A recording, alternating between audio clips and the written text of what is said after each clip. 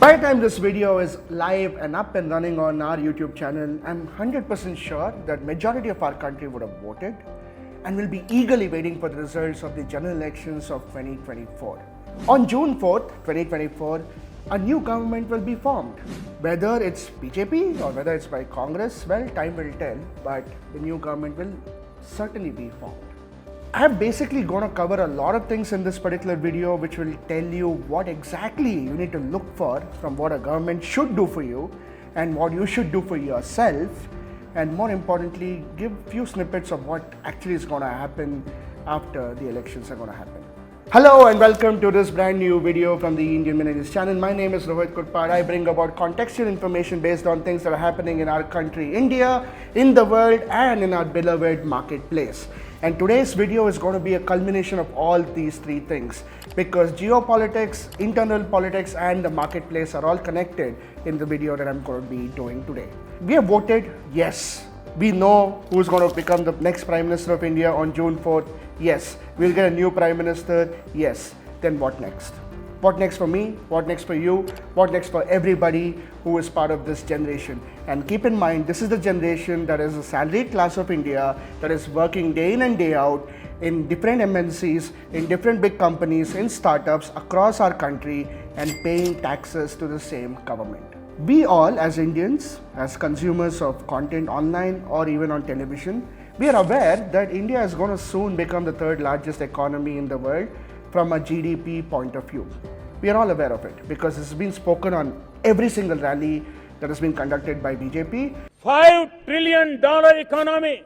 And it's also spoken by the opposition party as well.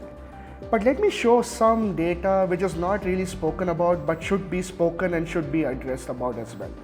Number one, our per capita income is very, very low. It's between 2 and 3 lakh rupees per year. So that means an average income of an Indian citizen happens to be between 2 lakhs and 3 lakhs alone. And that is the per capita income, which is very, very low. Number two, the largest number of millionaire migrants that are leaving the country, going to another country is also high, and India ranks number 1 in millionaire migration. Number three, the real estate prices in India are shooting up, and in fact, some reports suggest that the real estate values and real estate prices of Mumbai are far higher than what's actually there in Dubai. Now, this is also a stark reality for us. On one hand, we do not have per capita income which is high enough to purchase these real estate properties. On the other hand, the real estate prices of these cities are also very, very high. Now, what can be done here? Why is there so much of wealth disparity? Why is there such a huge marketplace for people who are actually earning extreme amounts of money, spending extreme amounts of money, whereas the majority of our country do not even have basic amount of money to survive? This is a big problem that needs to be addressed. And this is also telling us that the unemployment rates of youth in our country is also very, very high. And I have only one thing to blame for that. Indus valley civilisation का जो education system बिठा के रखे हो. Our amazingly stupid education system has been responsible for not giving us a right education. People in this room, the people behind the camera, me in front of the camera are all products of the Indian education system. And believe me when I say this, none of the skills that the school taught us, none of the things that the school taught us are being used today in our job. While I'm creating this video, I'm not using anything that I learned in school. Everything has been learned online, speaking to the right set of people and gathering experiences as well. But as a country, we are also doing extremely well in one point of view. The availability of internet, smartphone penetration is also at an all-time high. That means every single Indian has access to information. A guy sitting in a tier 4 town in Northeast India, a girl sitting in a tier 3 town in Rajasthan, a boy sitting in Gujarat, and a boy sitting in Bengaluru, which is a tier 1 silicon capital of our country. All of us, irrespective of what device we are using, whether we are using an iPhone or a Samsung or any other phone, have access to the same apps, the same information, same Google, same everything.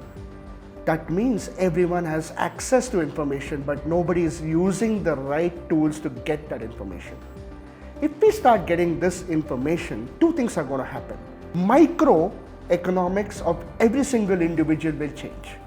Because with access to information comes access to knowledge. With access to knowledge comes uplifting of skills within yourself. When you upskill yourself, you have skills to sell in the marketplace. And one place that will humble anybody, the market force, is the number one force that nobody can debate with. It can either make you or break you. It can either humble you or it will make you scale and grow big. The market wants what it wants, and it's all about understanding what the market wants and doing the right things to ensure that you're also part of the market ecosystem. It's all about educating every single Indian the power of internet and the power of what you can access in terms of information. The narrative sold to all of us by the politicians is all about UPI. Yes, it's a great thing, but also sell this part as well, which is also equally important because it will upskill people like no other country can upskill, because we have reasonably cheap data access and very high smartphone penetration. So we are right in the middle of making sure everybody is upskilled. With more people skilled comes a better market force and better money opportunities, and everyone starts making money. But ladies and gentlemen, there's a fundamental mindset issue that is with Indians. We are all status driven and not wealth driven. Blah blah blah blah blah blah. मैंने MBA किया है. Blah blah blah MBA.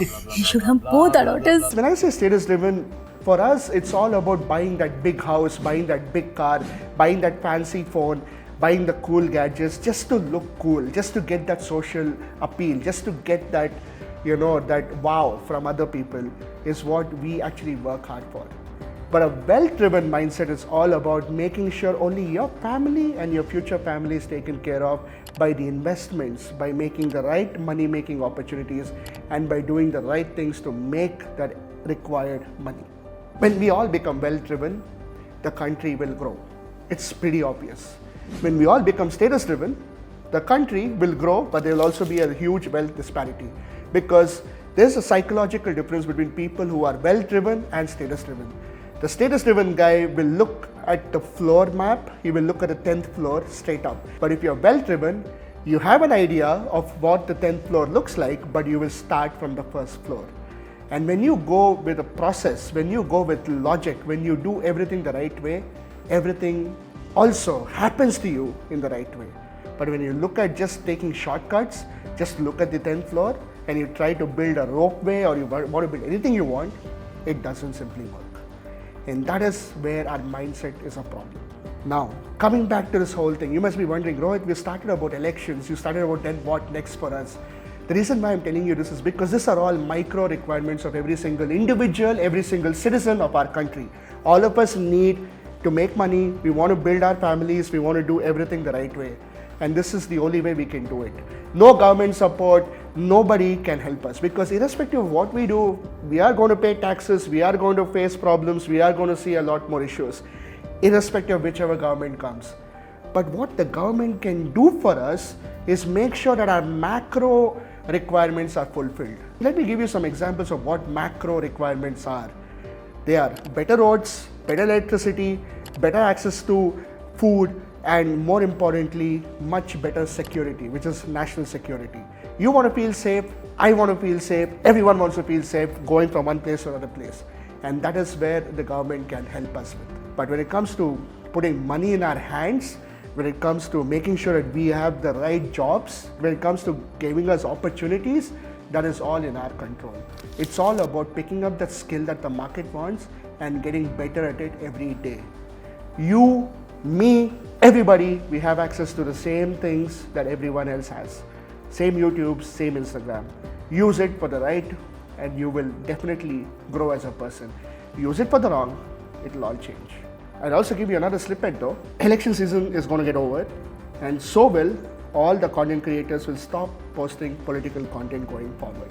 You might be wondering that I'm consuming this guy's content, that guy's content, and that's the reason why I'm voting for this particular person. But let me tell you one thing. Content creators are opinion makers. If their opinion matters to you very much, that means that you need to seek other opinions as well.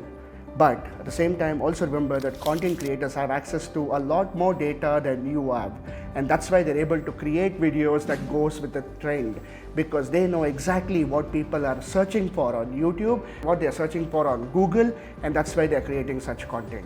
And once the elections is over, once the results are out, you will only see very few political content creators creating political content, because that is the trend right now, and if it will not be a trend later. As simple as that. That is what market dynamics are.